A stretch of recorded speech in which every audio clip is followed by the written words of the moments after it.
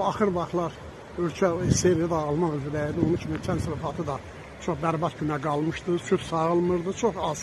Bu boyda zavoda mən düzü bura müasir tipli Rusiyadan müasir tipli süd yemalı üçün lazım olan avadanlıqlar, xaladenik qurğular, soyuducu qurğu, sonra deməli süd saxlayan çənlər alıb gətirmişdim. Bir qrupun düzəltmişdik, bəziləri ilə həyatda dururdu. Sonra bizdə tonlarla duz olurdu, gəlirdi pendir üçün makaradan gedib gətirdi, boçqa olurdu, işçilər üçün yorğan, döşək, nə bilim, hər şey olurdu bizdə.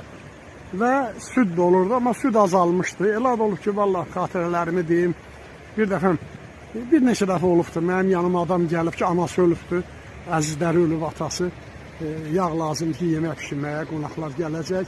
Raypoda da yoxdur, verməyiblər heç aradan, ofisdə, raypoda deyiblər, yoxdur, çıxmıyor. O da gəlib mənim yanıma, məndə də yağ yox. Demişəm, vallahi Allah ki, bax, get sıkılata bax, uşaqlara deyim, baxın, yağ yox. Yazıq ağlayıb, mən də ona qoşulub ağlamışam, bax, Allah'ım da olsun. Allah şahiddir, bir də ki, o dövrü yaşayanlar, bizlə işləyənlər və digər tanıyanlar məni bilirlər. Bizdə çiyə vardı, yağ deməli, yağın üzü də belə deyək. Belə südün üzü, çiyə. O çiyədən Allah rəhmət etsin, qiymət arvad vardı, çox səlqəli qadınıdır. Ona tapşırıq, ona bir korokaya yağ düzəltdirib vermişəm, ona yox, bir neçə dəfə olub elə. Bir, iki, üç dəfə elə hadisələr olubdur, ağlayıblar. Mən də arvadlar nə qədər ağlasa gözümdən yaş çıxmır, nədirsə də, indi yəni demirəm, yanmıram. Amma kişi ağlayanda özünü saxlaya bilmirlər.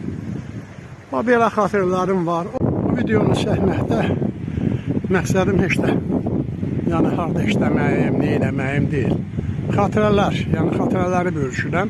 O kimsə filosoflardan, böyük müdriklərdən biri deyir ki, gənclik xatirələrim, yəni uşaqlıq xatirələrim, bütün xatirələr mənim vətənimdir.